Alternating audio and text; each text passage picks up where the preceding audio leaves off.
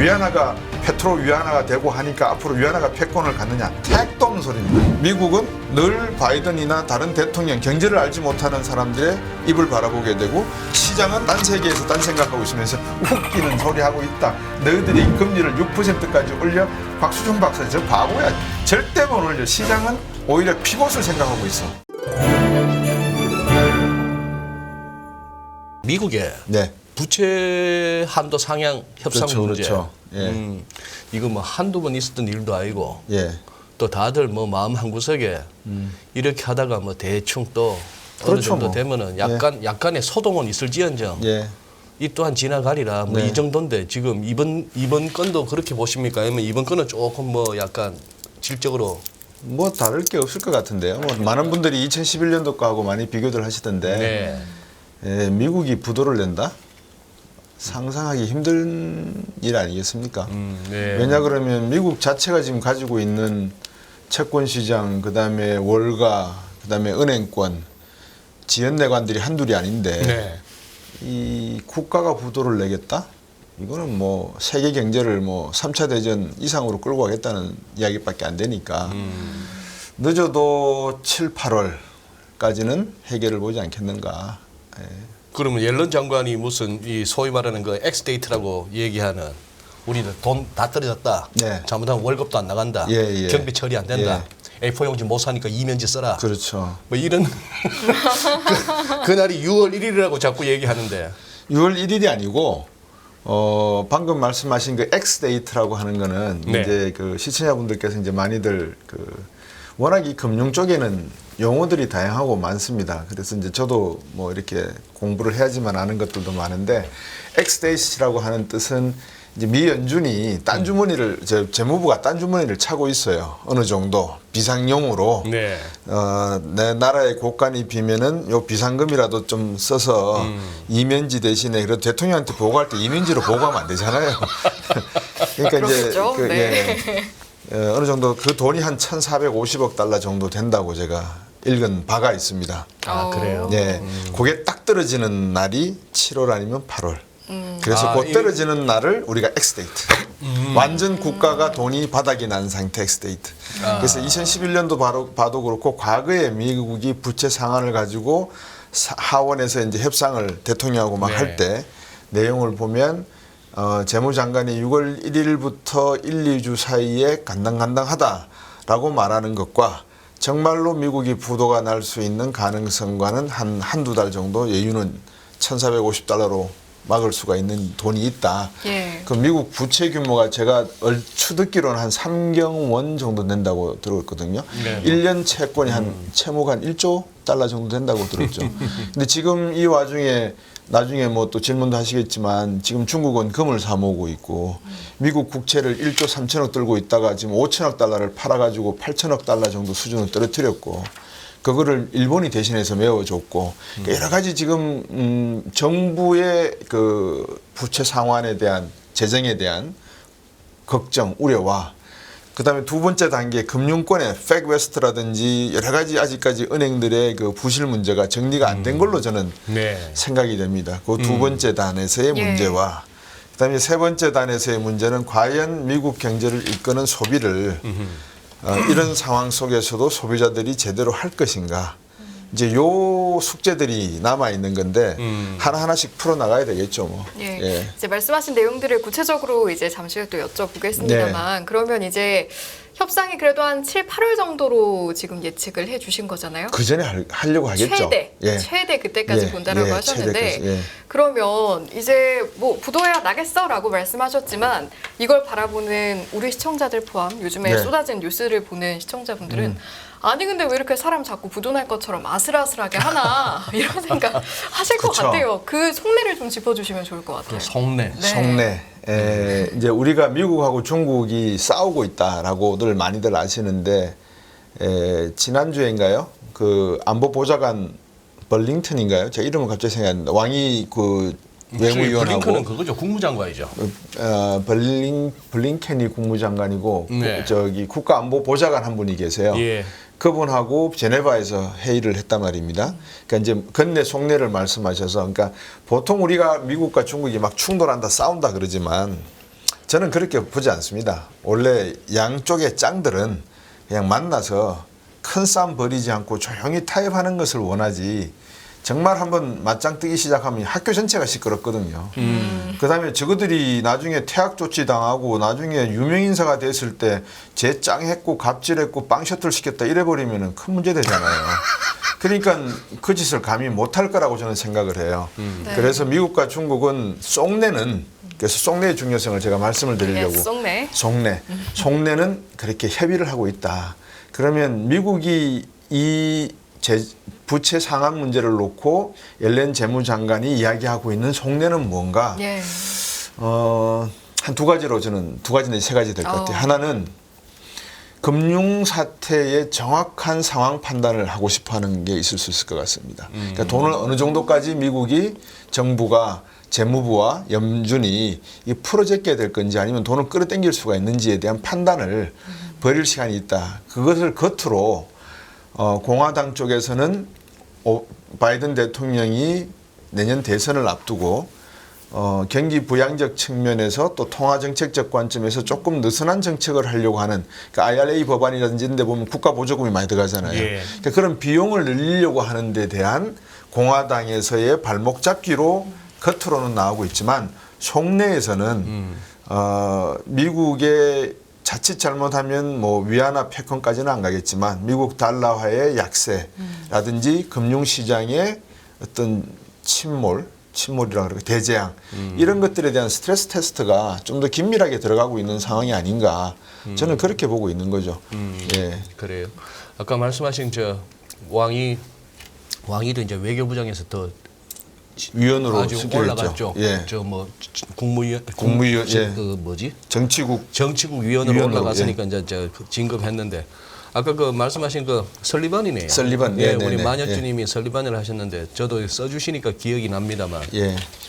이게 지금 현재 바이든 행정부 하에 미국이 이게 많이 그게 했다는 게 적어도 저는 머리 굵은 이후로는 그래도 미국의 국가안보 보좌관 정도는 이름 외우고 있었는데 지금 존재감이 없는 거예요. 없죠. 예, 존재감이 없고 국무장관도 지금 블링컨 긴가민가 싶고 막 예, 이런 예. 식이니까 그러니까. 그게 어떻게 보면 이제 미국의 위상이기도 한데 그렇죠. 참. 그러니까 이준호 소장님이나 네. 저희들이 중고등학생일 때 네. 그 당시에 뭐 슐츠 국무장관, 키신저 국무장관, 진짜 이 거장들이 대통령이 미국 정책을 담당하지만 사실 외치는 국무장관들이 다 했거든요. 국무장관들이 다 했죠. 예. 네. 그래서 거기에서 이제 내셔널 시큐리티 뭐 카운슬이나 이런 안보 보좌관 회의에 갖고 올라와서 대통령하고 논의하고 하는 그런 모습이었는데, 지금 미국은 21세기의 지도력의 방향성을 지금 못 잡고 있는 것은 분명한 것 같습니다. 괜히 동맹 그러지만 그 동맹이라고 하는 게 이번에 윤석열 대통령도 방미하셨을 때 LA 타임즈 기자가 질문을 했나요? 왜 당신들은 동맹이라 그러면서 동맹국들을 더 힘들게 하느냐? 그렇죠. 라는 질문을 받았지 네. 않습니까? 그러니까 미국이 20세기 2차 세계대전 이후에 가져왔던 국제 질서의 그 내용과 21세기 2001년 9.11 사태 이후에 세상이 어떻게 변화하는지, 그리고 우리가 소위 말하는 4차 산업이라고 하는 이 새로운 산업은 과거 제조업보다도 그 속도가 상당히 빠른, 서점에 많이 나와 있던 초격차의 시대의 산업인데 이거를 관리하려고 그러면 엄청난 미국의 리더십이 있어야 되거든요. 근데 제가 저 최강 야구를 진짜 좋아합니다. 예, 최강 야구. 네. 그 김성근 감독께서 하신 말씀을 제가 하나 이렇게 제 인생의 좌우명 비슷하게 제가 받아들인 게 하나 그 있어요. 정도로요? 리더는 생사에 대한 책임을 져야 된다. 죽느냐 사냐. 왜 그러냐 그러니까 감독 밑에 딸린 선수들의 식구들이 수백 명 된다 이 말이죠. 그러니까 감독이 작전을 잘못하고 경기를 잘못 운영하면 수백 명의 가족들이 직업을 잃어버리고 회사가 없어져 버리니까. 예. 그러니까 리더십은 그 정도의 어떤 생사의 갈림길에서 늘 고민하는 남들이 따라오고 싶어하는 그런 좌표를 찍어줘야 된다는 게 리더의 모습이라고 하셔서 미국이 과연 20세기 이후에 그런 모습을 21세기에도 보여주고 있는가. 그러니까 민주주의와 사회주의적 정치 이데올로기적 대립 관계에서는 그거를 어느 정도 보여줬는데 지금 경제적 관점에서 놓고 보면 자기들이 안주해 오고 있는 기득권을 더 이상 발현시키지 못하는 그런 모습인 것 같아요. 그러다 보니까 이제 금융이나 다른 문제에서도 서비스 문제에서도 미국이라 그러면 사우디도 이제 조금씩 발동을 걸기 시작하고 인도도 말 안 듣기 시작하고 각자 도생의 시대인 것처럼 비춰지는 그런 시대로 접어든 것 같아요. 그러니까 예. 각자 도생의 시대다라고 네. 말씀을 해주셨는데 이제 뭐 리더라는 말씀을 해주시니까 아무래도 이제 미국을 둘러싼 주변국에 대한 생각도 좀 해보게 되는데 네. 당장 이제 저희가 부채 협상으로 이야기를 시작을 했으니까 네. 이게 어쨌든 뭐 실제로 부도까지 가는 일은 없더라도 만약에 7월, 8월까지 길어진다라고 하면 네. 미 국채를 가지고 있는 뭐 우리나라 포함 일본이라든가 이런 주변국들은 어느 정도까지 영향을 받을 수 있는 거예요? 상당히 금융시장이 출렁거리겠고요. 그 다음에 금융시장이라 하면 금리, 환율 시장이 많이 출렁거리고 그 다음에 금융시장에서 파생된 시장 즉 증권이라든지 채권 시장이 또 출렁출렁거리기 시작을 하겠죠. 근데 이제 아마 이렇게 말씀드리면 아마 시청자분들께서 어느 정도 받아들이실 수 있을지 모르겠는데 속내는 저는 아까 말씀 정해드렸습니다. 이게 페이크 모션이다. 네. 해결이 된다. 그러면 이 페이크 모션을 갖다가 왜 미국은 즐거워서 하느냐 아니면 뭐 알고서도 그냥 하는 거냐 해야 되니까 하는 거냐 근데 피할 수 있는데 왜 이거를 갖다가 이렇게 분란을 일으키면서 자기의 위신 깎기를 신뢰 깎기를 하느냐 이제 이 세 가지 문제를 놓고 우리들이 어느 정도 확률적으로 어느 게 제일 맞는 시나리오인가를 끄집어내야 되는데 아까도 제가 리더십 말씀을 드렸는데 네. 리더가 없다는 거예요 제가 볼 때는 그러니까 옛날에 버냉키라든지 폴 볼커라든지 이런 굵직굵직한 연준 의장이 있었을 때는 헤게모니를 잡고 카리스마를 발휘를 해서 미국 전체의 금융시장의 방향성을 딱 제시를 해서 일관되게 추진해 나갔다는 말이죠. 근데 지금 파월 의장이라든지 앨런 재무장관 같은 경우에는 누가 과연 미국의 금융시장 아니면 글로벌 금융시장의 헤드쿼터의 어드미니스트레이터인지를 모르는 거예요. 그걸 잡을 수가 없다는 거죠. 그러니까 은행에서 SBB 은행이 빵 터졌을 때 아니 세상에 이렇게 억울할 수가 어디 있습니까? 세상에서 가장 안전하다는 미국 채권을 들고 있는 회사에서 그 채권을 들고 있다 보니까 60만 원짜리가 20만 원이 되어서 40만 원이 비는 바람에 돈을 못 갚아주겠다. 돈을 못 주겠다. 이런 사태가 발생해버렸지 않습니까? 그러니까 통화정책에서의 리더가 없는 상태가 시장으로 내려왔고 시장에서의 내려와 있는 상태가 이제 가계로 가는데 미국도 가계부채가 만만치 않죠. 조금씩 이야기가 나오고 있는데 이제 그런 와중에 우리나라를 딱 반추해서 보면 첫 번째 한국은행이 금리 못 올리잖아요. 지금 올릴 형편이 못 된다고 뭐 다들 얘기하죠. 그렇죠. 만약에 네. 올렸다 그러면은 지금도 종건사들이 일주일에 한두 건씩 부도 위기에 몰려서 아마 밤잠 못 이룰 것 같은데요. 종건사, 종합건설사. 예, 종합건설사. 그다음에 종금사도 마찬가지고요. 종합금융도 마찬가지. 요새 뭐 종검사는 이미 97년에 그렇죠. 갔고요. 제가 그때 다니던 종검사가 그렇죠. 사라졌고요. 아픈 데를 제가 또 아이고. 왜 또 이렇게 또 건드리십니까? 아이고. 그래서 지금도 그런 상황이에요 우리가. 아 그렇군요. 그러니까 근데 만약에 우리가 종금사나 종건사 이런 쪽에서 부실 채권으로 부동산이 착착착 무너진다 시작하면 그다음에 가게에다가 이제 돈을 내놔 밀려간 거 다시 내놔라고 해야 되는데 가게가 돈이 어디 있어요. 그러니까는 가게도 돈 낼 데가 없죠. 가계 부채가 지금 이제 좀 있으면 2,000조까지 된다는 뭐 가능성도 있는데 이제 이런 상황에서 미국이 금리를 올려도 우리는 금리를 올리지 못하는 상황. 그러면 미국이 앞으로 금리를 올릴 것이냐, 금리를 내릴 것이냐, 금리를 그대로 가져갈 것이냐 여기에 대한 질문이 남아 있거든요. 네. 근데 시장은 잘 아시지만 시장에 돈이 없어요. 미국 금융시장이 붕괴되기 시작을 해요. 그럼 금리가 올라갈까요? 떨어질까요? 올라가죠. 금리 미국 금융시장이 붕괴가 되는데 예. 금리가 내려갈 일은 없지 않습니까? IMF 우리 외환위기 때 경험해 봤잖아요. 그렇죠. 20%까지 올라가죠. 예. 시장 상황하고는 상관이 예. 없어요. 예. 시중에서 예. 돈 빌려줄 사람이 없는데요. 뭐. 그러면 제가 6%까지 열려있다라고 옛날부터 말씀을 드린 이유가 세계의 경제 위기가 난 연준의 최저 금리 인상 포인트가 6%예요. 쭉 보니까 6%를 딱 건드리면 이게 임계철선이라는 표현이 좀 그렇습니다만 이 금리 철선이에요. 이걸 딱 건드리는 순간에 세계 어디에선가 금융위기가 한 번은 터져야 돼요. 지금 말씀하신 그 6%가 지난번 박사님이 2월달에 여기 나오셔가지고 출연하셨을 네. 그때 말씀하신 그 예. 그때도 임계철선이라 말씀하셨어요. 그렇습니까? 이게 승희 씨 임계철선 뭔지 아세요? 모르겠어요.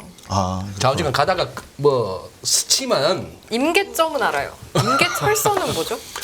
보통 그 군사 작전용에 이렇게 지뢰를 묻어놓고 아니면 수류탄을 딱 걸어놓고 발길로 이제 야간에 이렇게 걷다 보면 의식을 못 하잖아요. 네네네. 그럼 툭 건드려 버리면 터지는 거요? 내관이 벗겨지잖아요. 거기다가 네. 이제 또 인계라고 하는 건 미주한미군 우리나라에 주둔해 있으니까 북한이 주한미군을 공격하게 되면 그 주한미군이 하나의 인계 사람을 인계? 사용. 예. 그래서 인계도 되고 인계도 되고 뭐 다 됩니다. 하여튼 네. 의미는 누군가 이거를 건드리면 터진다는 건드리면 거예요. 터진다. 예, 건드리면 터진다는 거예요. 근데 그때 말씀하신 6%가 기준금리를 말씀하셨나요? 아니면 기준금리입니다. 시장금리, 기준금리. 예. 지금 시장금리 치면 5년 만기 국채가 지금 4.8 정도 MMF에서 되나요? 그 정도 되나요? 지금 뭐 금리 많이 났습니다. 지금 네. 10년물이 뭐 3.46 이러고 그렇죠. 있는데요. 네, 네. 그런 상황인데. 그러니까요. 잠깐만요. 금리 조금 이따가 하고 예. 아까 그 말씀 조금만 더 나눌게요. 박사님 그때 저 네. 공부하러 가셨을 때가 몇 년도입니까, 미국에? 91년도에 갔습니다. 91년도. 예. 누가 대통령 할 때입니까? 조지 부시 대통령. 아들. 예. 아니 아버지. 아버지 부시. 아버지 부시. 그리고 그럼 그것을 그러면 누구 겪으셨어요? 그다음에 현재 클린턴. 클린턴까지. 예. 그다음에 아들 부시. 그다음에 그 계실 동안에. 예. 부자를 다 겪으셨네요. 그 이제 예. 무슨 말씀을? 부시 대통령하고 뭐 안 좋은 일이 있으셨어요? 제가 97년도에 대학에서 강의를 할 때 예. 교수로 이제 임용이 돼서 강의를 할 때 97년 6월 달에 제가 이제 전공이 파생 상품이었거든요. 그래서 이제 제가 영무란 우리나라의 환율 왜냐 그러면 우리나라 투자자들이 해외 투자를 하려 그러면 반드시 해지 레시오를 계산할 때 환율을 집어넣어야 돼요. 우리나라는 변수가 하나 더 들어가요. 그래서 이제 그 해지 레시오를 계산하는데 환율 변수를 넣어야 돼서 그럼 우리나라 환율이 어떻게 될까 싶어서 그 당시 우리나라에는 부산 선물한 거래소가 없었어요. 그래서 싱가포르 선물한 거래소를 제가 가서 자료를 뽑으려고 들어갔는데 1997년 6월 현재 현물 시장 은행 가서 제가 돈을 주고 바꿀 수 있는 환율이 1달러에 880원 정도? 890원. 근데 현물 시장 환율이 880 정도인데 12월 달 선물안이 싱가포르에서 1,800원에 거래되고 있었어요. 1달러에. 그러니까 이 말은 시장은 6개월 뒤에 한국은 박살난다. 예, 이 신호를 지금 보내고 있었거든요. 제가 깜짝 놀라서 이제 미국으로 직장을 옮깁니다. 방학 때 미국 가서 제가 이 도저히 전임 강사 월급으로 그때 180만 원이었는데 12월 달 되면 1,000불인데 내 생활비 하나도 안 쓰고 그대로 미국에 보내야 돼도 1,000불밖에 안 되는 거예요. 가족들이 미국 계셨고. 예, 제가 약속을 했거든요. 잘난 척하는 건 아닌데 제가 학위를 마치면 고생한 우리 집사람을 석사 공부 시키겠다고 약속을 해줘가지고 석사 공부를 하고 있었어요. 그래서 그 비용을 조달을 할 방법이 없는 거예요. 그럼 잘 수 없이 앵벌이 나가야죠. 제가 교수직을 버리고 해외로 나가셨군요. 해외로 미국으로 간 거예요. 그래서 97년 제가 12월 달에 나갔고 나가는 날 임창용인가요? 전 부총리 하시던 분이 IMF 디폴트 선언하실 때입니다. 돈 달라. 그래서 제가 인천공항에서 제가 그거를 들었고 네. 그래서 제가 이제 8년 동안 미국에서 생활하다가 들어왔거든요. 네. 지금 그러한 상황이 우리나라에 저는 아주 요만큼 와 있다고 봅니다. 요만큼. 눈앞에 와 있다는 뜻이잖아요. 네. 그래서 저는 풍전등화라고 이야기를 합니다. 그게 우리나라 경제의 실상이다. 그 실상을 보지 못하고 우리가 지금 월가 이야기를 하고 하는데 한국은행에서 금리를 격차가 미국과 제일 많이 내던 때가 1.25%포인트 차이지 않습니까? 네. 보통 1.25%. 지금 네. 1.75인가요? 그렇죠. 1.75인가 그렇죠. 미국 금리 175 예, 1.75죠. 그죠? 예. 그러니까 1.75예요. 그러면 미 연준이 금리를 올린다 그러면 우리는 할 수 없이 또 올려줘야 돼요. 네. 근데 올리는데 연말로 갈수록 경기가 좋아지느냐? 안 좋아져요. 왜? 14개월 연속 무역 수지 적자인데 수출이 우리나라는 소비 시장이 아니에요. 우리나라는 수출로 먹고 사는 나라지. 근데 팬데믹이 사라지고 세계 경기가 회복이 되어서 세계 물동량이 늘어나고 뭐 상하이 항구가 벅적벅적거리고 한다면은 모르겠는데 지금 14개월째 연속 마이너스 무역 수지 적자의 의미는 과연 뭘까? 우리나라 전체 경제에 산소를 공급하는 동맥 피의 흐름 속에 어딘가 막혀 있다는 의미거든요. 그러면 이제 한국 경제도 금리도 못 올린다. 다른 나라에서는 달러화 지수가 100m로 110m로 내려와서 달러화 약세의 환율을 지표를 보여주고 있는데 우리나라만 지금 1,330원, 1,440원 높지 네. 않습니까? 예. 우리가 약세란 말입니다. 그럼 이건 또 뭘 의미하느냐? 우리 경제가 그만큼 나아질 개선될 조짐이 강하지가 않다. 예.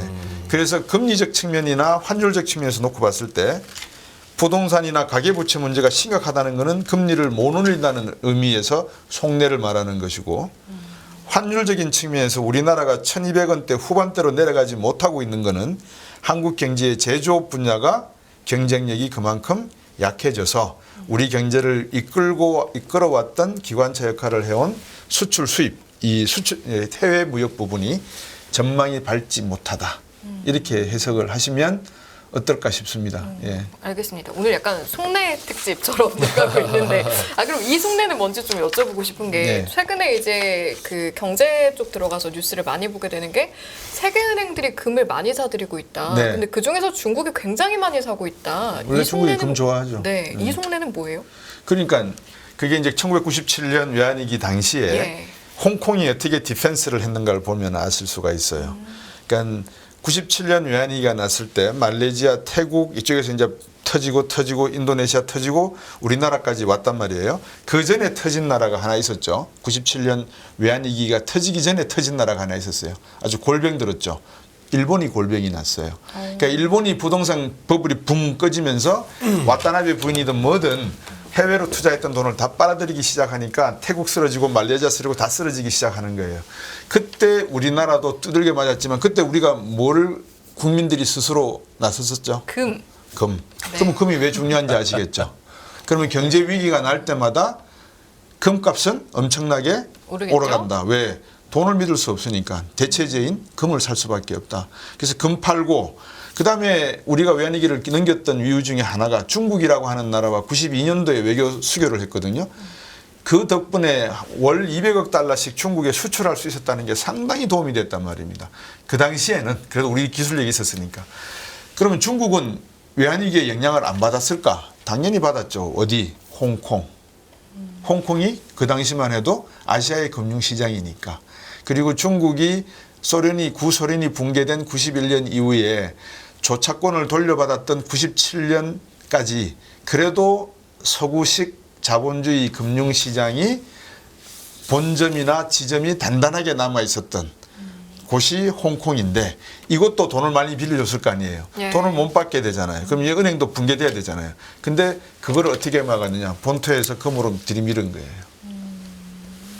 그래서 금이라고 하는 것에 대한 수요가 증가하는 것은 달러화의 위기 요인이 몇 가지가 존재한다. 첫째, 금리가 더 오를 가능성이 아직 남아 있다. 다른 말로 하면 금융시장의 부실 가능성이 드러나지 않은 가능성이 그대로 남아 있다. 예. 저는 그렇게 봅니다. 뭐 지금 뭐 팩웨스트라든지 리퍼블릭이라든지 SBB라든지 크레딧 스위스가 해결됐으니까 해결됐지 않느냐. 글쎄요. 속내는 그렇지 않을걸요. 복잡할걸요. 저는 그렇게 보고 있어요. 그다음에 이 가계부채 문제가 각국별로 심각하고 예. 이런 문제가 금리와 환율과 맞물려 가지고 한국과 일본 그리고 동아시아 국가 이미 중국도 많이 해외에 투자한 돈이 부실화되어서 적자가 되고 있다는 말들을 많이 들었거든요. 이제 이런 쪽에서 금융시장의 질서가 흐트러지기 시작하면 가장 대체하고 신뢰를 줄 수 있는 시장은 금시장밖에 없다. 네. 그래서 금에 대한 수요가 올라가니까 더더욱 금값은 상승작용으로 계속 올라갈 수밖에 없다. 그리고 제가 한 말씀 빠뜨렸는데 네. 2008년도 네. 서프라임 위기가 났을 때 네. 그 양반 하버드대 교수인데 이름이 너무 어려워가지고 제가 기억을 못하네요. 네. 제가 피터슨 II에 잠깐 개건 연구원으로 있을 때 유엔이 그 양반한테 연구 프로젝트를 줬어요. 그 프로젝트 제목이 뭐냐면 향후 금본위 제도로 세계 통화 질서를 변화시킬 경우의 파급 효과. 오. 이거였어요. 그러니까 다시 말하면 미국 달러화도 못 믿겠다. 서프라임 위기가 나버렸으니까. 그러면 위안화도 안 될 거 아니에요. 위안화는 더더욱 안 되죠. 시청자분들께서 제가 이렇게 말씀드린다고 해서 위안화가 페트로 위안화가 되고 하니까 앞으로 위안화가 패권을 갖느냐. 택도 없는 소리입니다. 그거는 리스트에서 아예 빼놓으십시오. 그건 불가능한 이야기입니다. 중국 대사님이 네. 들으시고 중국 시진핑 주석이 들어도 제가 바른 말을 합니다. 그거는 택도 없습니다. 그런 상황 속에서 미국이 이 달러화에 대한 신뢰도가 깨져버린다. 그러면 이거를 금으로밖에 대체할 수가 없는데 아니면 은으로 하든지 그러면 금은 양본위제로 갈 거냐 금본위제로 갈 거냐에 대한 논의가 2008년도에 있었어요. 연구 프로젝트로 하버드대 교수 갑자기 제가 이름이 스티글러츠 교수가 썼어요. 스티글리츠. 예, 스티글리츠 네. 교수가 네. 그 프로젝트를 받아서 했어요. 그 프로젝트 결론 혹시 어떻게 났나요? 궁금하네요. 비밀입니다. 그거는. 알겠습니다. 그 따로 유엔에만 이렇게 보고가 된 그런 걸로. 거예요? 예. 오. 스티글리츠 교수도 그때 노벨상 받은 분 아닙니까? 받았습니다. 어쨌거나 뭐 크루그만 교수하고 스티글리츠 교수는 노벨상을 받았는 경제학자 중에는 가장 어떻게 보면은 뭐 대중적인 활동이 왕성한 분이기도 분들이죠. 예. 약간 그러다 보면 학자적 전문성 플러스 정무 감각도 그렇죠. 뛰어난 분들이 예, 많은데 예. 몇 가지 정리하고 가시죠. 아까 임창정 씨도 아니고 예. 임창용 씨도 아니고 예. 뭐 가수나 투수도 예, 아니고 예, 예. 임창열 부총리셨어요. 임창열 부총리 맞습니다. 그때 예. 그 뭡니까 스탠리 맞다. 피셔 그 리즈 시절에 예. IMF 수석 부총리 할 때 예. 그 샤방샤방한 얼굴로 그때 와가지고 그 구제금융 주고 할 때 임창열 부총리 예, 예, 임창열이었고 예, 예. 아까 미국 계실 때라고 여쭸던 이유가 예. 그래요 뭐 누가 뭐 대통령이고 뭐 그걸 떠나가지고 아까 그렇게 말씀하셨습니까? 네. 파월도 예. 연준 의장도 예. 제니 옐런 재무장관도 뭐 이제 박사님 말씀의 취지는 역대 그 좀 미진하다. 제가 봐서는 미진할 수밖에 없는 게 뭔 힘이 있나요? 그러니 예를 아닌 말로 폴 볼커를 얘기를 합니다만 폴 볼커를 얘기를 하고 재무장관 중에 그러면은 재무장관 중에 제가 봐서 제일 힘 있었던 거는 제일 힘 있었다기보다도 그 했던 일 중에 헨리 폴슨만한 경우가 있나요? 그때 금융위기 터졌을 때 뭐 그렇게 되는 거는 제가 봐서는 당연하다. 너한테 그걸 해라 하는 그게 있어야 되는 거 아닙니까? 네. 아니 저기 폴 볼커도 예를 들어서 레이건 대통령이 네. 그래 당신 마음대로 알아서 해라 이렇게 하고 나니까 이제 그 완전 뭐 경기 침체가 오더라도 그거 했던 거고 그 다음에 무슨 뭐 오바마가 집권하면서도 뭐 정신없는 그 와중에 곧 정권 교체기에 이제 터졌는데 금융위기가 뭐 헨리 폴슨 뭐 가이트나 뭐 벤 버닝키 해갖고 너희들이 알아서 한번 이거 일단 막아봐라 하니까 뭐 7,500억 달러 요즘도 7,500달러 적지 않은 돈이지만 2008년 7,500달러는 엄청난 큰 돈 아닙니까? 네. 앞으로. 예. 뭐 그렇게까지 했는 거는 힘을 실어줘야 되는 건데 지금 예를 들어서 파월하고 네. 저는 이렇게 보거든요.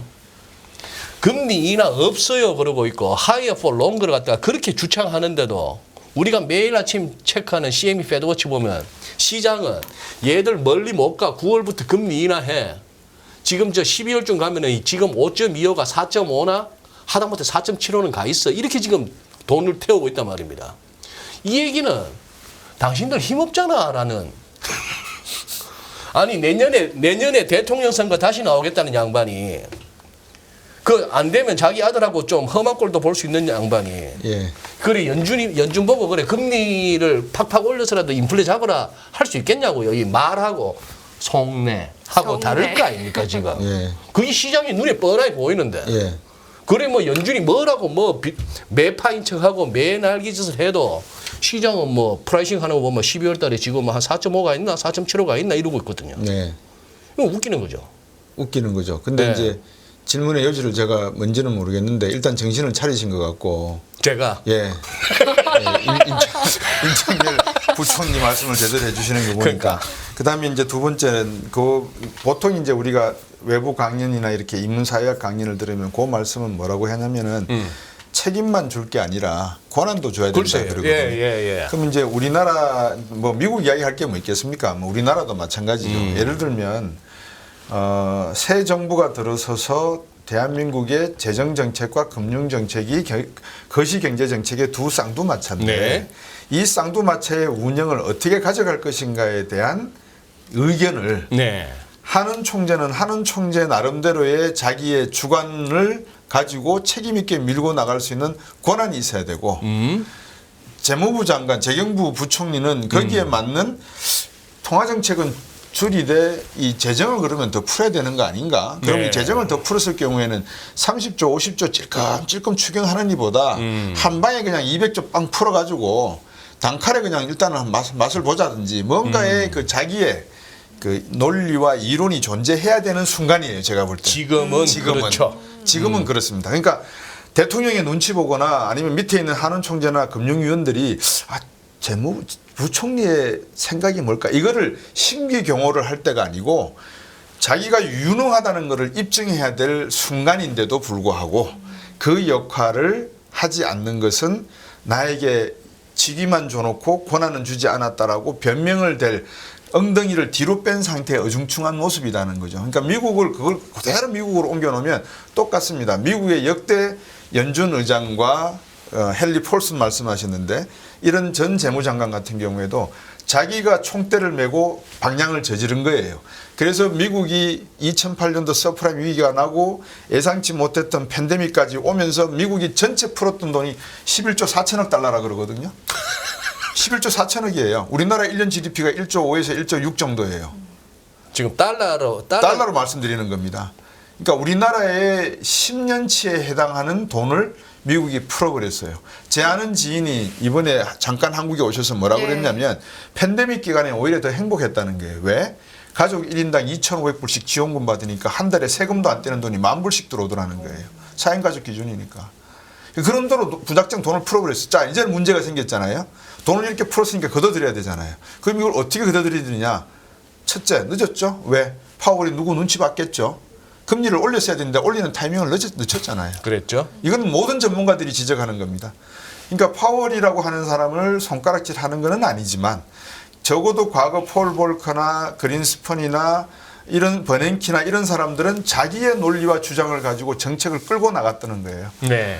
그래야지 리더가 되고 영웅이 될 수가 있는 거죠. 근데 미국에도 그런 사람이 없고 한국에도 그런 사람이 있는가라고 하는 퀘스천 마크가 존재한다면 한국은 늘 미국의 입을 바라보게 되고 미국은 늘 바이든이나 다른 대통령, 경제를 알지 못하는 사람들의 입을 바라보게 되고 시장은 방금 이 소장님이 말씀하신 대로 완전히 딴 세계에서 딴 생각하고 있으면서 웃기는 소리 하고 있다. 너희들이 금리를 6%까지 올려. 곽수종 박사 저 바보야. 절대 못 올려. 시장은 오히려 피봇을 생각하고 있어. 그러면은 연준 의장이 왜 피봇이 안 되는지에 대한 내용을 밝혀야 되는데 못 밝힌다. 왜 못 밝히느냐? 아까 말씀드렸잖아요.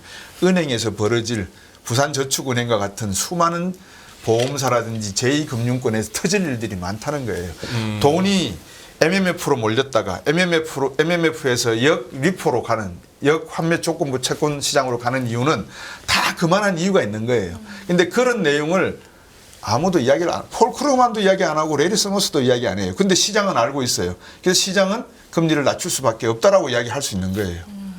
근데 정책 당국자가 만약에 파월이 제대로 경제 시스템을 이해하는 사람이고 미국의 리더십과 통화의 기축통화의 그 신뢰도를 의식하는 사람이면 미국의 문제는 이런 문제가 있다. 정직하게 이야기하고 대처에 나서야 되는 거죠.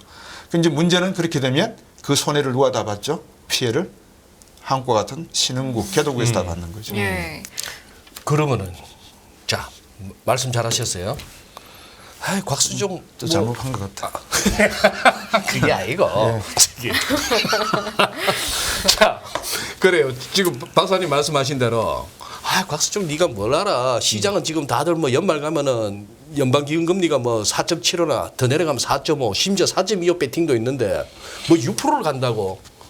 아니 박사님이 뭐 바보라서 뭐 6% 간다 할 건 아닐 거고 시장에서 그렇게 프라이싱 되고 있다는 것도 몰라서 그러신 것도 아닌데 자 6% 간다 했다가 6% 안 가고 진짜 시장 배팅대로 5% 밑으로 내려가 있으면은 박사님은 그냥 창피만 당하고 아니 뭐 제가 그거 했습니다 하면 되는데 아니요. 걔들은 틀리면 돈을 잃어요. 네.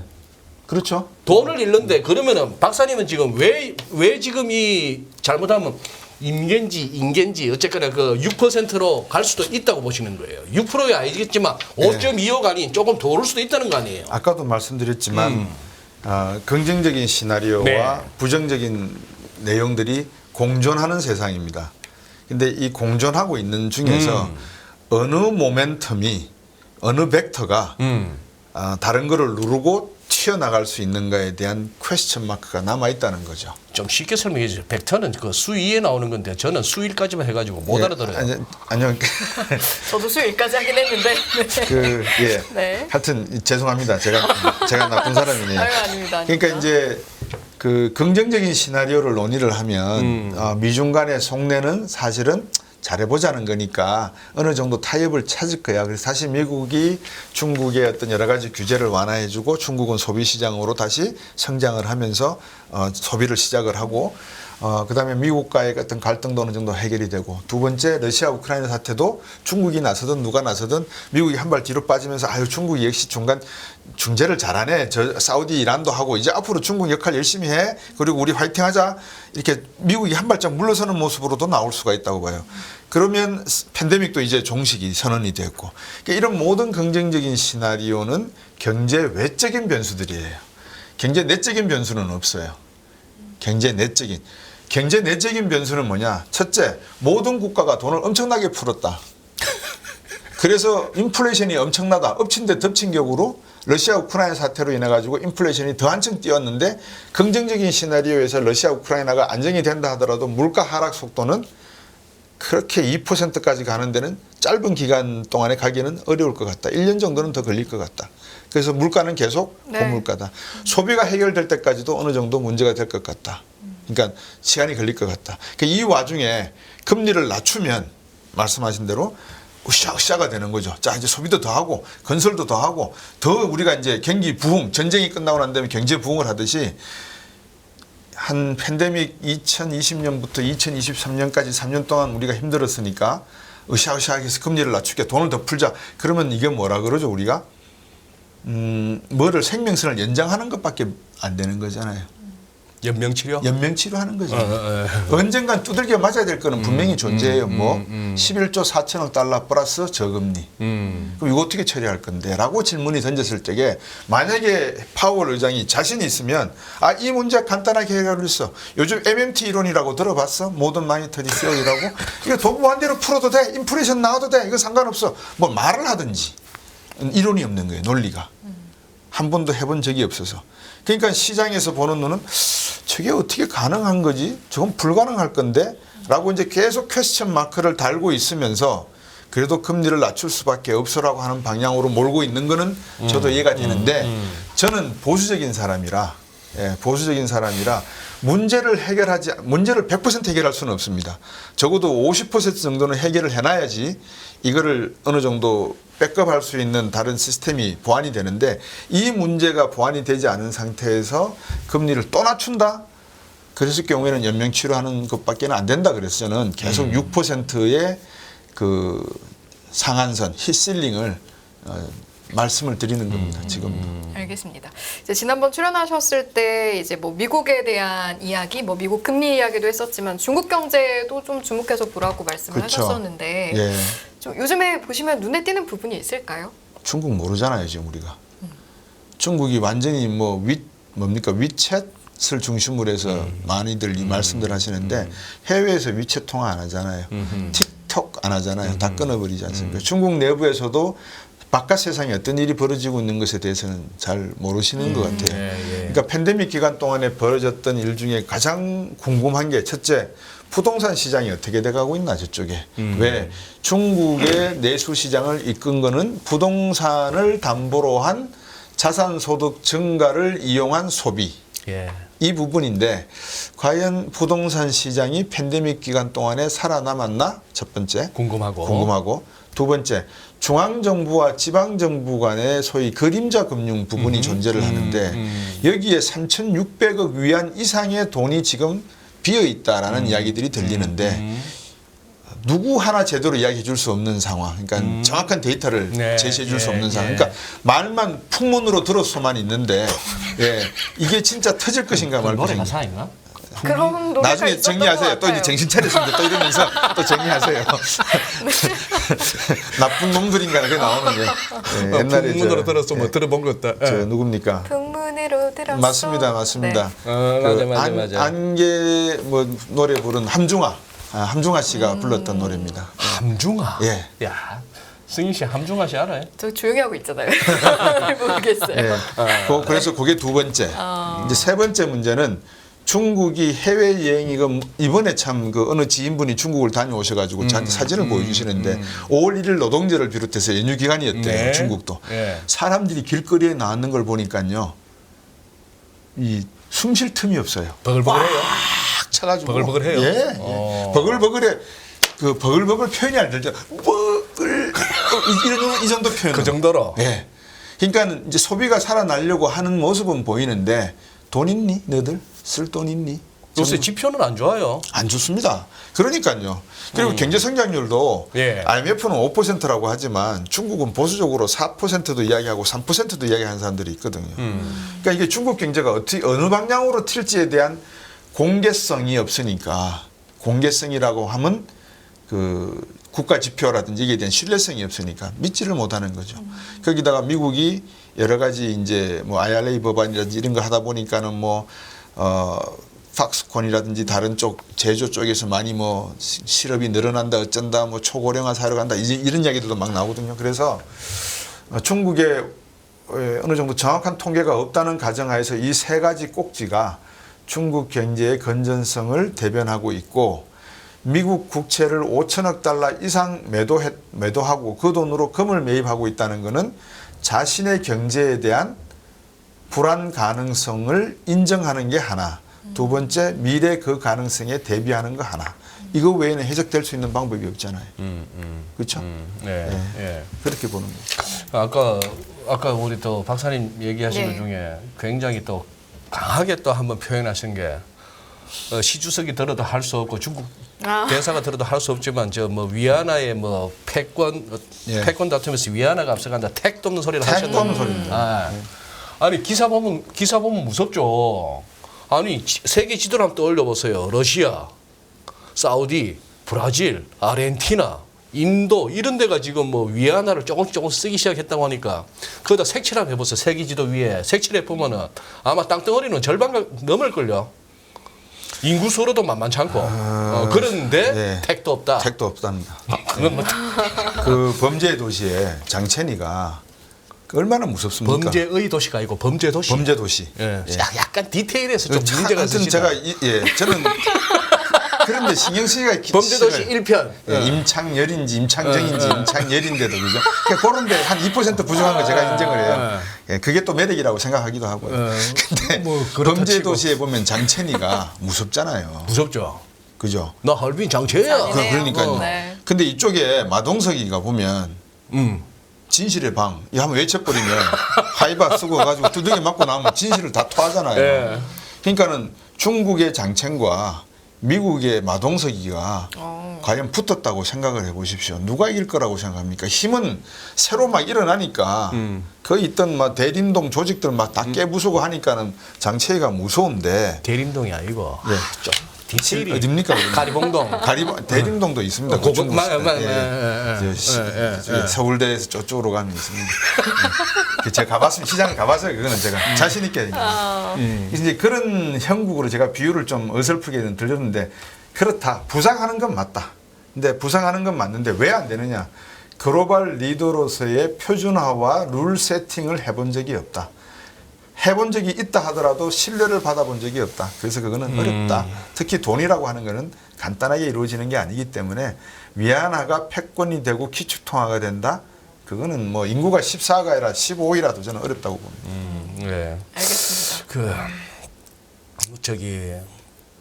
요거 내가 지금 요거 지금 이제 벌써 45분인데 요렇게 살짝 또 우리 곽순영 박사님을 자극하면 좀 일이 커질 수가 있는데. 아니요, 괜찮습니다. 예. 요새 아미타불을 많이 외쳐서 자극하셔도 웬만한데 자극을 안 받습니다. 저의 지론이 항상 정치, 경제, 사회, 문화 한 번도 내가 어려서부터 경제, 정치, 문화, 사회라든지 예. 이 다른 조합을 못 받고 늘 정치, 경제, 사회, 문화, 정치, 예. 경제, 사회, 문화라고 배워가지고 예. 조금 이렇게 뭐 이제 신문도 볼 나이가 됐을 때 불만이 뭐 저놈의 정치가 맨날 앞에 와 했는데 네. 조금 더 이제 살아보니 예. 왜 옛날부터 예. 교과서에서나 뭐에서나 순서를 정치, 경제, 사회, 문화라고 하는지 알겠더라고요. 얘가 보기엔 좀 짜증스러운데도 네. 그 다음을 갖다가 다 결정하더라고요. 예. 예, 그런데 예. 아닌 말로 네. 이번에 트럼프 전 대통령이 그 CNN에 한번 나온 거 아시죠? 네. 뭐 타운홀 미팅 형식으로 네. 해가지고 저는 그 유심히 한번 봤는데 네. 입장 때부터 엄청난 기립박수를 받고 중간중간에 저 청중들의 환호가 참 좋았는데 호응이 좋았는데 제일 큰 박수가 어디서 나왔느냐 하면은 앵커가 우크라이나하고 러시아 전쟁 이 부분에 이제 질문이에요. 자기 대통령 되면 24시간 안에 끝낸대요. 네. 예. 전쟁 끝낸대요. 예. 그러면서 또 앵커가 한 번 더 묻죠. 예. 그 얘기는 우크라이나가 이긴다는 의미인가요? 했더니만 우크라이나가 이기느냐 러시아가 이기느냐 중요한 게 아니라 사람들이 더 이상 죽어나가지 않는 것이 중요하다. 여기서 완전 뭐 짱극하고 내가 푸틴도 저 젤렌스키도 잘 안다. 그리고 우리는 말이 된다 이거예요. 저도 굉장히 그 대목에서 아주 박수를 한번 치고 싶었는데 네. 순진하시네요. 생각보다. 아니 제 얘기는 예. 정치인의 말을 믿습니까? 그 트럼프의 그 말이 진실이었다고 생각을 하십니까? 그 사람이 대통령이었을 때 얼마나 흑백 갈등이 많았고 그 사람이 외쳤던 상대가 지지표를 받았던 상대가 흑인이었습니까? 아니면 백인이었습니까? 그러니까 아니 그 얘기를 하자는 게 아니고 예, 그거는 예. 또 그 얘기를 들어가면 훅 건드리신다 하니까 내가 한번 또 반응해 봤어요. 아이고 이거 아주 반사 강어. 나오는데 그러니 이게 풀려면 풀 수 있는 문제가 위에서 막혀 있는 거 아니냐 이거죠 제 얘기는. 아. 공급망 문제든 예. 무슨 뭐 인플레 문제든 정치 경제라고 왜 부르는지에 대해서는 모르겠습니다. 경제라는 말이 원래 경제재민에서 나왔다는 건 다 알고 있고 그 정치할 때 치자는 치수, 그러니까 물을 다스리는 사람이 옛날에 중국에서 상당히 왕권을 장악을 치산치수. 했거든요. 예, 치산치수의 네. 그 정치, 네. 다스릴 치는 결국은 경제를 포함한다, 내재한다라고 받아들여야 되겠죠. 근데 이제 우리가 정치하는 분들이 이제 이렇게 보시면 돼요. 아까도 우리 저 블링켄 국무장관 말씀도 하고 키신저, 슐츠, 헤이그 뭐 국방부 장관 예, 쭉 예. 말씀을 했는데 결국 사회가 이렇게 혼란화되는 이유를 놓고 보면 그 누구도 책임지려고 하는 한 국가와 한 사회, 한 세기의 질서를 책임지려고 하는 사람이 없는 거죠. 어떤 의미에서 보면. 그러면 그게 왜 그렇게 되는가는 사실은 저 같은 사람이 아니라 사회학자라든지 심리학자라든지 철학가들이 나오셔가지고 거기에 대한 자기의 생각을 말씀을 주시는 코너가 있었으면 해요. 그러니까 세계의 흐름이 지금 평화, 전쟁이 없는 평화의 시대가 70년 몇 년, 80년을 지금 지나가려고 하고 있잖아요. 2025년이 되면 이제 80년인데 2차 세계대전 이후에 전 세계대전은 없었으니까. 그러니까 80년 세계 속에 평화의 시대 속에서 우리가 나태해진 부분도 분명히 있었을 겁니다. 그러니까 전쟁이라는 것은 많은 것을 잃고 많은 것을 피해를 보고 복구할 수 있고 재건할 수 있는 기회도 주지만 전쟁이 없던 시기는 또 역설적으로 표현을 하면 발전이라고 하는 것보다는 가지고 있는 기득권을 더욱더 강화하려고 하는 모습을 가다 보니까 그러죠. 양극화 문제가 더욱더 심각해지고 기득권 사회에 또 문제가 나오는 거 아닌가. 그럼 간단히 그냥 말씀을 드리면 이렇게 드리면 어떨까 싶어요. 바이든이 좋습니까? 트럼프가 좋습니까? 만약에 저한테 물어보시면 정치인이 좋습니까? 저는 이렇게 말씀드리고 싶어요. 그러니까 우리나라 정치를 제가 이야기를 못하는 게 아니라 아까도 제가 빗대어서 말씀을 드렸습니다.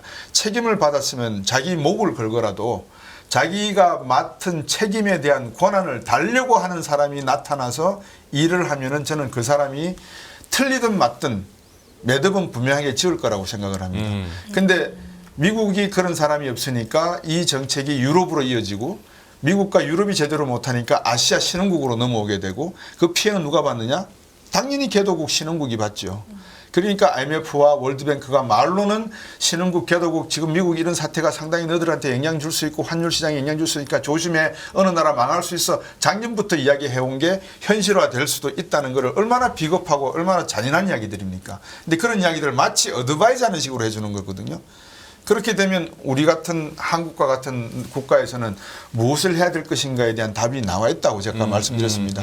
통화정책, 재정정책 두 개의 쌍두마차를 책임을 가진 양반이 자기의 권한을 행사할 수 있는 거를 달라고 해서 그거를 끌고 나갈 수 있는 힘이 있어야 되는데 누구의 입을 바라보고 미국의 입, 한국의 누구의 입 이거를 바라보고 정치와 경제를 해서는 답이 없다는 거죠. 직장생활도 마찬가지잖아요. 그렇죠. 우리 이 소장님 뭐 임원까지 해보셨고 이승희 아나운서 계시지만 CEO의 편집의 뜻을 헤아리지 못하고 연합뉴스와 다른 방향으로 아나운싱을 할 수 있으십니까? 못하잖아요. 그죠? 못하잖아요. 쉽지 않겠죠? 쉽지 않죠. 아니고 쉽지 않은 게 아니라 못하는 거예요.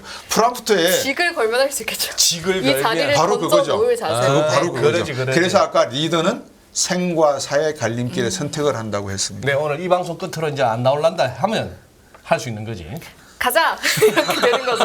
그건 이제 제가 비유를 그렇게 해서 그렇고 아, 내일부터 제가 인사를 못 대신해서 드리겠죠. 네. 연합뉴스 사장님께 네. 대신해 빠밤도 이승희 못 아나운서 보고. 대신해서 사과드리겠습니다. 아니, 그렇다는 네. 겁니다. 예, 오해하지 마십시오. 알겠습니다. 아니 그러면 제가 이 질문을 드려볼게요.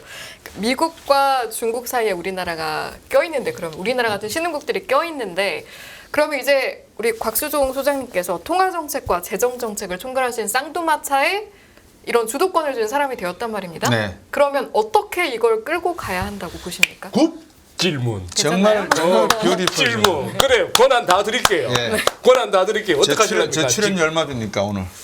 아유, 또, 아니. 또 슬퍼지는 얘기예요. 슬퍼지는 이야기. 왜냐 그러면 지금 이승희 아나운서께서 정말 중요한 질문을 하셨잖아요. 저는 거짓말이 아니라 저한테 그런 책임이 주어진다면 할 수 있는 무엇을 해야 되는지에 대한 스텝들이 저한테는 있어요. 네. 늘공들이 따라올지 안 따라올지는 몰라요. 그렇지만 어공인 제가 어떤 생각으로 내가 들어가면 무엇부터 해야 되겠다는 거는 가지고 있어요. 근데 지금 답이 뭐냐면 네.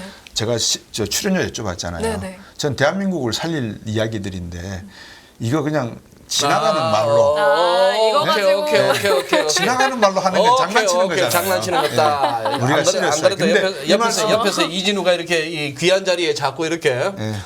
약간 코미디 비슷하게 막 분위기를 몰고 근데 갔는데 여기서 제가 그런 말씀하시기 아니요 코미디가 아니고 시청자분들이 이해하시기 쉽게 비유와 은유를 섞어서 드리기 위해서 이제 이 소장님하고 승희 아나운서님하고 네, 이렇게 네. 이야기하는 건데 힌트는 제가 드렸습니다. 지금 우리가 할 수 있는 거는 통화 정책과 재정 정책 두 개가 있는데 네. 하나는 풀어야 되고 하나는 쪼여야 된다는 이런 역방향의 그 힘이 존재한다는 거죠. 그걸 힘을 제가 벡터라고 표현한 거예요. 힘, 모멘텀. 네. 그러니까 통화는 줄여야 되고 많이 풀렸으니까 어쨌든 정부가 우리나라의 GDP 대비 재정부채 규모를 60% 이상 넘어가지 않게 하려고 막 안간힘을 쓰잖아요. 그러니까 통화를 줄이고 재정을 이제 긴축을 해야 되는데 제가 그랬지 않습니까?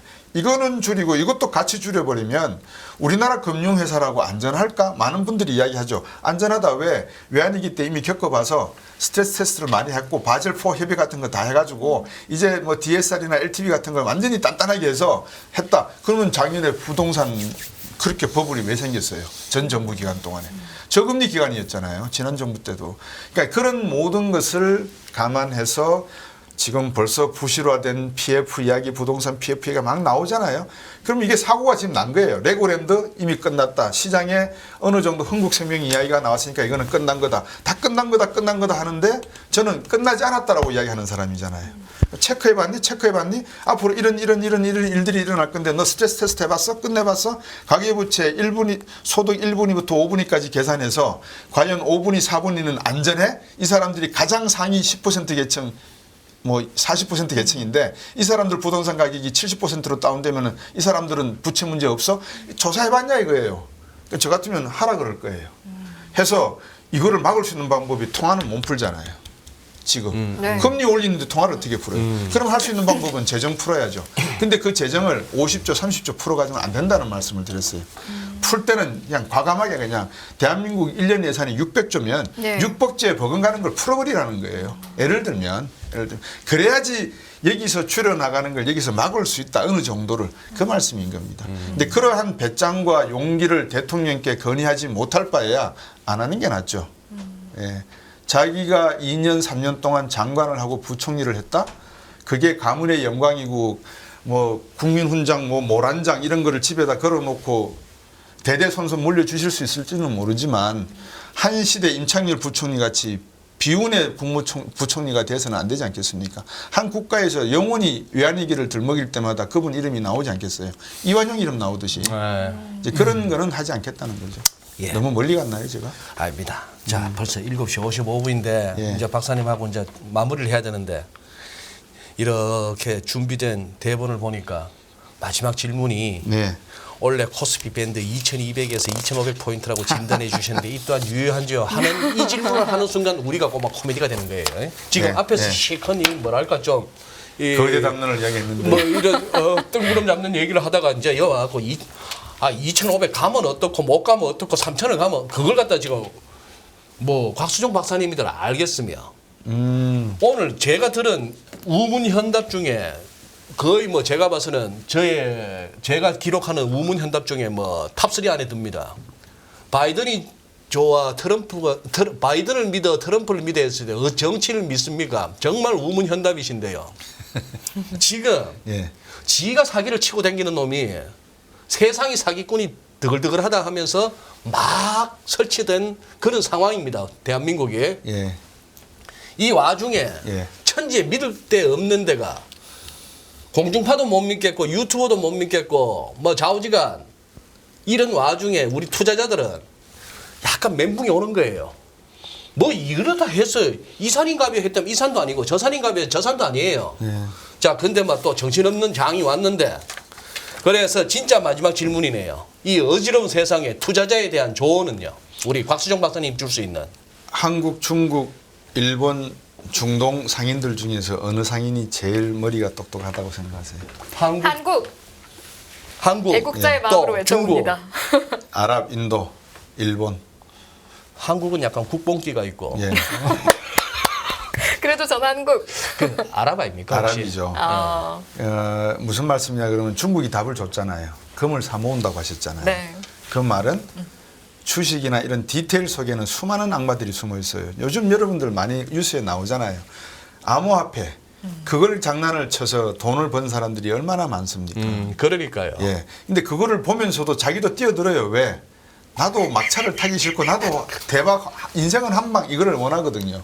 이게 사람의 본능은 어쩔 수가 없는 건 알지만 저한테 우문현답을 우문우답을 구하셨으니까 답을 드리면 그 답은 중국 정부가 하고 있는 모습 속에 답이 있다.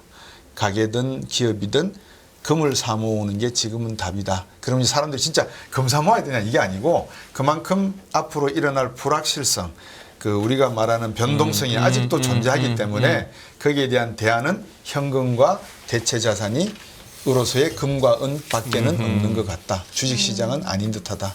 이 뜻입니다. 알겠습니다.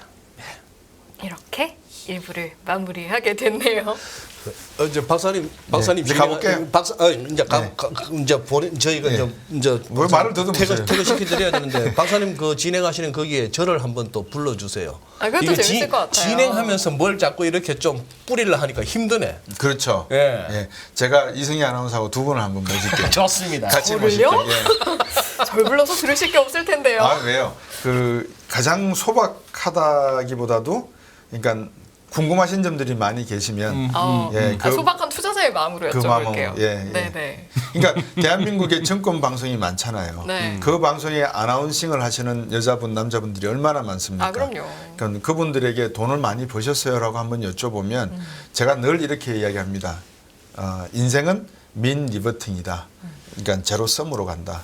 그러니까 이 사이클이 다 있으니 돈 벌었다고 좋아할 것도 없고 예를 들면 로터리 당첨됐다고 해서 그분이 100년 만년 행복하게 사시다 가시는 경우는 많지 않잖아요. 아, 그렇죠. 돈을 어떻게 벌고 어떻게 자기가 피와 땀을 흘리지 않은 돈은 그렇게 가치가 없어 보이더라. 예, 그래서 피와 땀을 흘리는 게 그래서 번 돈이 가치 있는 돈이더라.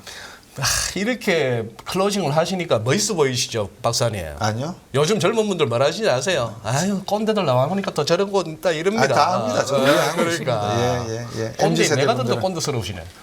아니, 마음에 새겨 듣고 있었습니다. 네. 그래요, 알겠습니다. 박사님 고맙습니다. 예, 감사합니다. 금융투자로 돈 벌기 쉽지 않으시죠? 그런데 불가능한 것도 아니죠. 글로벌 IB 트레이더의 눈으로 본 더 넓은 금융의 세계, 그들의 투자의 기술, 정말 궁금하지 않으십니까? 여러분들을 응원합니다.